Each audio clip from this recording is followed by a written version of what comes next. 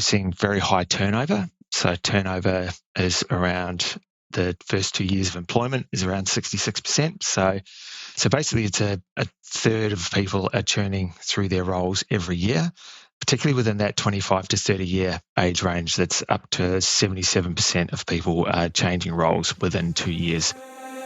Welcome to The Greener Way. I'm your host, Rosemary Petrus, Senior Journalist at FS Sustainability. We are recording on Gadigal land and we pay our respects to traditional custodians of country and elders past, present and emerging. 2024 is now officially over. Happy New Year, everyone. And for those who want to get a higher salary and career progression in 2025, this episode is for you. Today, we're going to talk about job trends, the most highly paid roles, and how professionals can level up their salaries in 2025. And of course, that big scary word that's sort of defined the past 2 years, layoffs, and why being laid off might not be such a bad thing. To discuss, we have Richard Evans on the show today. Welcome to the show. Thanks, Rose. It's great to be here today, and Happy New Year, everyone. Excited for 2025. Richard is CEO of sustainability and ESG recruitment firm Talent Nation. Richard, you recently updated your salary guide, so tell us what were the key takeaways? Sure. So for the last 5 years, we've been releasing a remuneration report for the environment sustainability sectors because there was nothing really out there that people could point to, when thinking about their careers and progression and what is a fair salary for the work that I'm doing. The report's broken down into quantitative and qualitative results, and I think we're going to be talking a little bit later around some of the salaries and some of the roles and who's getting paid really well and maybe and where some gaps are. So I guess if we talk to some of the higher level findings at this point, there's always the expectation that salaries increase year on year, and it's constantly lifting.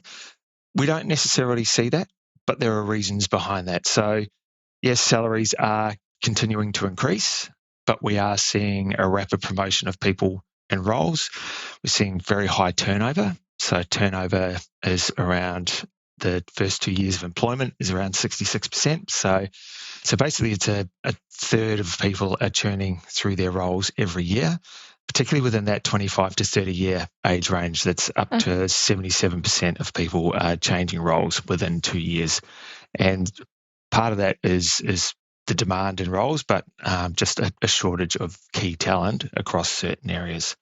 We've looked at mandatory disclosures. That's obviously a hot topic at the moment, and organisations that are ready for it. 63% of respondents thought that they were ready for mandatory disclosures. However, 50% are still using spreadsheets. So I think it's going to be a really interesting 12, 18 months ahead as organisations get ready. I should say that this survey, so there was over 1,800 respondents across Australia and New Zealand contributed to this, and it was across 4 roles within consulting and consulting around ESG and sustainability, 4 roles within environment, 4 within sustainability, and 3 within ESG and sustainable finance. So it's a good spread across the sector and certainly reflects the growth that we've seen over the last number of years.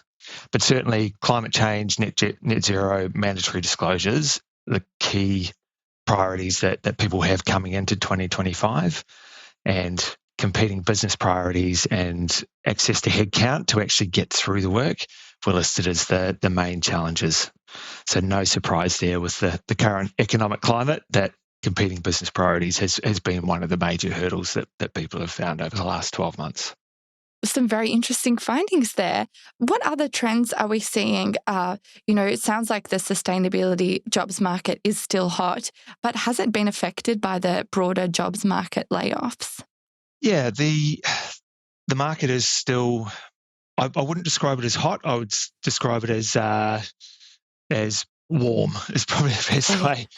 So it's patchy in certain areas. So you have some areas where there's just really high demand for talent, and we're seeing that with the demand for people with strong analytical skills, and and that's only going to get stronger over the next 12 months. We're seeing the big four accounting firms, they're all trying to recruit that talent in as they prepare for their clients or the group one clients getting ready for mandatory disclosures. Right. Mm-hmm. We haven't seen a lot of churn at very senior levels. So, that the head of chief roles, they've either been very static, or in some instances, we have seen people exit those roles. Again, we'll talk to that a little bit later around what's happening in the space there. So certainly there is still demand for talent in this space. I think we have been shielded a little bit from the broader economic climate within the space, and I guess looking at my peers across the recruitment industry, there's other sectors that have been hit very hard, whereas we've had a steady demand for our services right throughout the last 12, 18 months. What are the kind of key roles that companies are most looking to fill in 2025? Again, I feel like a broken record here, but reporting and disclosures is that is the key element. And I guess the role has shifted over the last 5-10 years. So reporting used to be more of a comms role, and and was looking at the sustainability report and the narrative that sits behind that. It's shifting into compliance and disclosures, and if you are putting numbers out there, then the executive and the board has to be comfortable signing things off. And I guess that's where we've seen the rollback of some net zero targets that have been publicly made, and then they've been rolled back in some sectors where there is no viable transition plan for them. So we're talking about kind of accounting roles there? It's a bit of a blend, really. So you're trying to merge an accounting finance professional with ESG and sustainability, and organisations are still trying to get that blend right. So I think it's that balance between strong accounting skills with a passion for environment sustainability, or strong sustainability skills, but can level up in terms of non-financial analysis. So, and we're seeing some of these roles actually move in under finance as well. So we're starting to see a bit of a shift in terms of where the function sits within an organisation. Now comes the question that everyone wants to know. For those that want to level up their salaries in 2025, what are the most highly paid roles to aim for, and how can listeners get these kind of lucrative positions? I'd like to answer this with a warning or a user warning. So it's human nature that we're always striving for bigger, better, higher, and there is scope to level up your salary, but it comes with the warning that if you are getting a significant uplift in your salary, there is an increased expectation on what you need to deliver. And we've seen this at the UN Global Compact, their conference recently. They surveyed 400 people in the room. 23% of the attendees said that they were at burnout, and then there was close to the same number again were very close to burnout. So they were a 4 out of 5. Wow. So yes, we are seeing salaries increase. We've been seeing people being promoted rapidly into these roles, but there's increased pressure coming down from the board, from the executive. So if you are going to strive for a more senior role, or a role with significantly more accountability and therefore salary, you need to ensure that you've got the support behind you, because we do find that it can be quite an isolating role coming in and trying to turn things around. And we've seen that within sustainable finance and responsible investment over the last 18 months, where small teams have been put in that haven't been there in the past, but the expectation is massive, and people are struggling. That was a very negative way to start, but I guess if we look at the roles, so this is the first year that we've surveyed chief sustainability officers, and it's no surprise that they have come in with the highest salaries. It's a role on the executive, and a number of cases, they're blended roles as well. So it may be a chief corporate affairs and sustainability, chief risk and sustainability. So about 50% of roles were blended roles, and certainly individuals are pushing the seven-figure mark, and in some cases above that. So they are executive roles responsible for the direction of the organisation. And the key element there is that these individuals understand how ESG aligns with the company strategy, rather than it sitting on the side and going, okay, well, this is our sustainability or ESG strategy. It's like it needs to be integrated and understanding the role that it has within the broader organisational strategy. And what kind of salary are they looking at? So the average salary was just over 600,000. Oh, wow. For individuals, and that is what was actually paid out in the last financial year. If you look at actually what was like the package was 759 was the contracted package average for that role. And so you see that it's an executive role. It's not a head of sustainability or head of ESG. It is a role that has significant influence within an organisation. And there are not a lot of those roles in Australia. We also see that a lot of those roles are internal promotions or roles where it's an executive first and ESG second.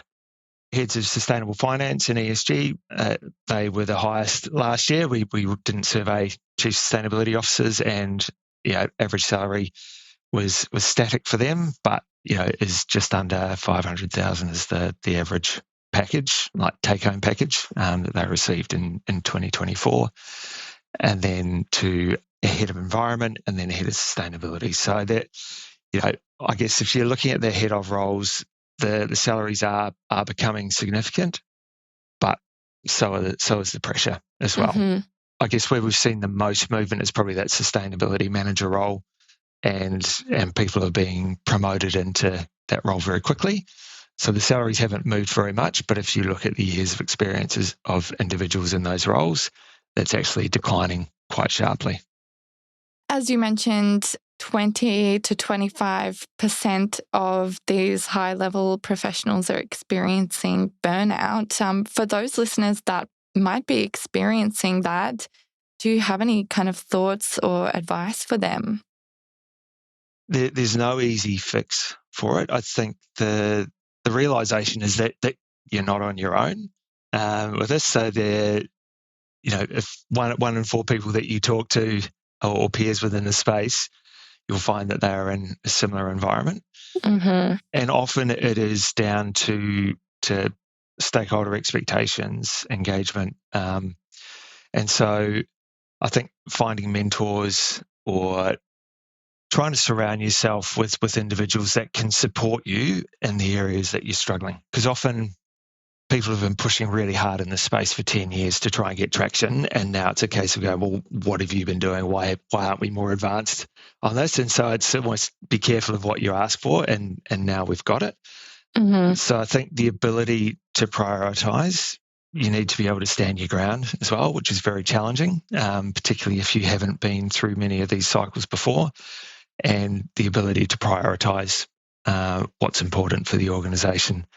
For the most part, it is challenging, and the worst outcome for your organisation is for you to say, this is too hard, I'm done, because then that leaves them without a person in that role. You understand the organisation, you understand what's required. So seeking that support from a champion internally will certainly help. And lean on your industry peers as well, where you can, because as I say, they're going through similar challenges. There will be some things that they've found has worked really well in their organisations, and so there may be some things that you can then bring across into yours. And earlier we talked about layoffs. For those listeners that might have been laid off recently, what advice can you give them? There used to be a lot of stigma around redundancies and layoffs. It's so common these days, and it sounds flippant to say, oh, well, it's really common. And until you've actually gone through that situation, no one can explain the feeling. In most cases, it's someone who has no connection to what you're doing or the role that you're undertaking, and it's a line that's put through a spreadsheet. So it's not personal, and often an organisation will hide behind that and go, well, it's not personal, it's a business decision. Again, that doesn't make it any easier. The good thing is that being laid off or taking a package is not a negative on your CV. It's not something that certainly recruiters or companies look at and go, okay, well, there's a red flag there. It is often a good time to reset, though, as well. And often we don't think about the next role that we want to take until we get a phone call saying, are you interested in this role? And all of a sudden you're in the process, and before you know it, you've started a new job. So particularly if you have received some sort of payout and that does give you a little bit of breathing space to actually reflect and go, okay, well, what was it about my last role that I really enjoyed?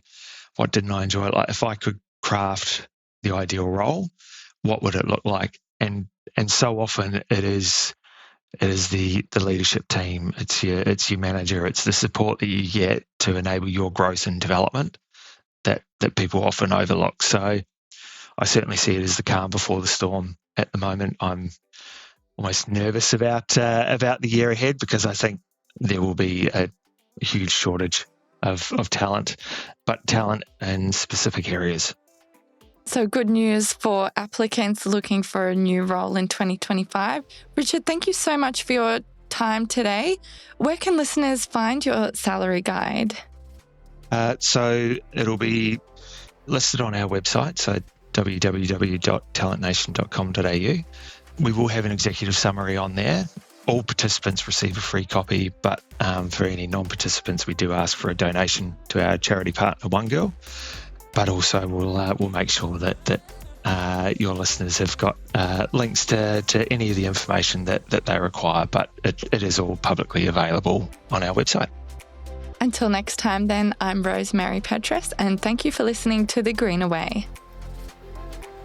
The Greener Way podcast is a product of FS Sustainability, a show about people, the planet, and investing in our collective future. All information in this podcast is for education and entertainment purposes only. The Greener Way podcast gives listeners access to information and educational content provided by discussing numerous financial sustainable options and our featured guests. It is not intended as a substitute for professional, legal, or tax advice. The hosts of The Greener Way are not financial professionals and are not aware of your personal financial circumstances. Before making any financial decisions, you should read the product disclosure statement and, if necessary, consult a licensed financial professional. For more information, head to the disclaimer page on the FS Sustainability website, fssustainability.com.au.